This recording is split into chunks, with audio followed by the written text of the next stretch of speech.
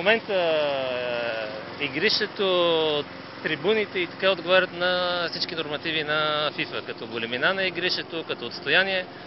Този стадион и терена в момента е направен за футбол, т.е. от всички сектори максимално близо и максимално удобно може да се наблюдава футболната среща. Сега чакаме окончателно да видим, да пребориме капацитета, нали? И евентуално, ако има възможност, ще пуснем още ограничен брой 100 на 200 билета, но за сега това е малко вероятно.